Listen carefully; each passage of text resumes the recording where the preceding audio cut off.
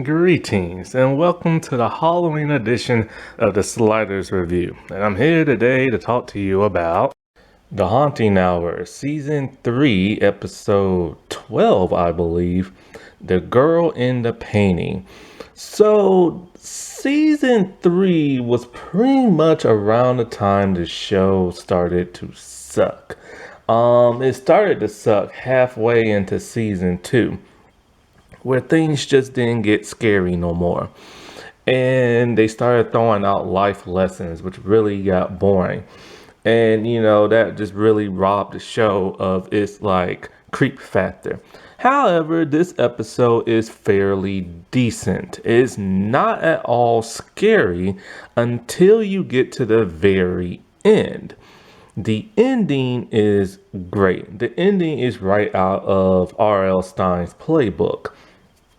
But the rest of the episode is just kinda lackluster and everything, and you're not quite sure what the world is going on. And it has a little bit of eeriness, like a little parts here and there in the first half of the episode, or actually throughout the entire episode. But it's not enough to really keep you want to be really truly engaging. It's interesting, it's intriguing, and you're wondering what's going on, but you're not being creeped out scared and everything. So the script should have went through some rewrites in my opinion, and it would have helped it better. And in fact, explaining this episode probably isn't even going to take that long. This is probably might just be one of my shorter reviews, because there's really no point in going into detail because there isn't nothing to detail. Anyways, there's a little girl named Becky. She's a spoiled little brat who wants to live in a bigger house and have a better room. She wants to live in a mansion type place. Now, Becky is played by Bailey Madison. This is her third appearance on this show. And she's also now in Pretty Little Liars Original Sins. Anyways, her mom does the best she can. Her mom doesn't have much money and they're living in an apartment. But Becky wants out of the projects and everything. So one day she's outside and she sees in the trash dumpster a bunch of magazines about elegant houses. Then she comes across a beautiful painting of a little girl in a room. She is in love with this painting. She brings it back home.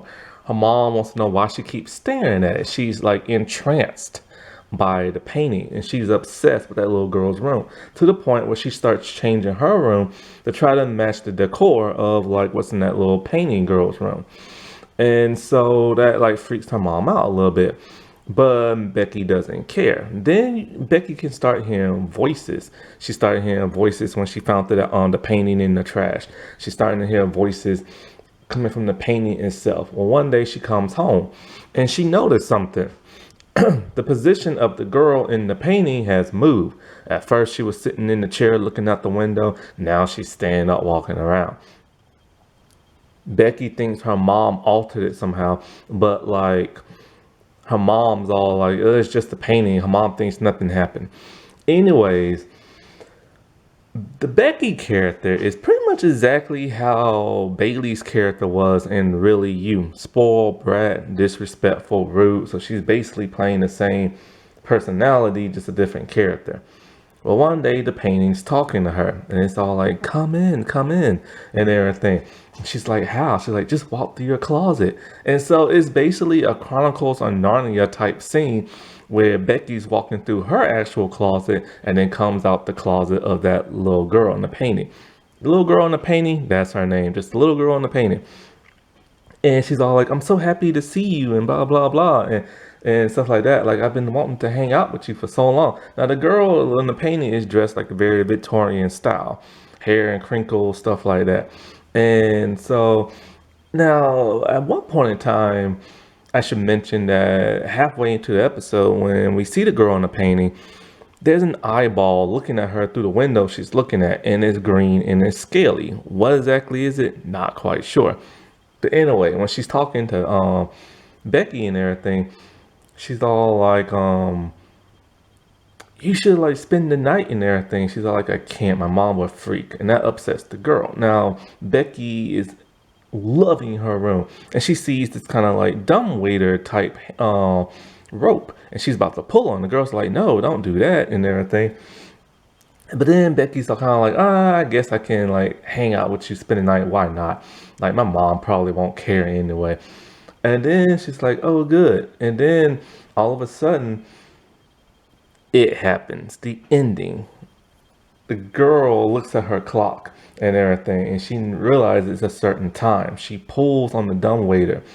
Instead of a bell, it opens up the roof to that of the building they're in. And then the winds start changing in a very creepy way. Becky is freaking out. She's all like, where'd the roof go? She's all like, oh, it always goes away this time for feeding time. Becky looks up. She screams, she hollers, and then something just yanks her up. But we don't see nothing yank her up. But while all this creepy stuff is going on, the little girl in the painting has her fingers in her ear and she's like la la la la la la la with her eyes closed because she doesn't want to see what's going to happen because she's terrified of this monster. We don't even know what the monster looks like. We just know it has a green scaly eye. It might be a lizard, it might be a monster, like a dragon. We don't know. They never show us. And it's kind of, and the girl just gets snatched up really fast, but we don't see it. Then the girl in the painting mother comes in. She's all like, is it done? She's like, it's done. And she's all like, all right, well, sit back in your chair and get ready for our next victim and everything. The little girl's like, I feel bad for them, kind of wanting to live in this nice, lovely room, but then get eaten by a monster. And her mother's all like, well, you know, it's either them or it's us. So it ends and everything. And it's a creepy ending. It's like this mother and daughter sacrifice young girls just so they don't have to get eaten by a monster. That's pretty jacked up. But this episode fails in execution because you know, you don't even get to see the monster, for crying out loud. I mean, and then the entire episode is just lackluster, boring until you get to those last like 2 minutes of the episode or three, and it's very spine chilling. But it would have helped more if we get to see the monster. That wasn't that spooky. All right, well, I shall talk to y'all later. Bye.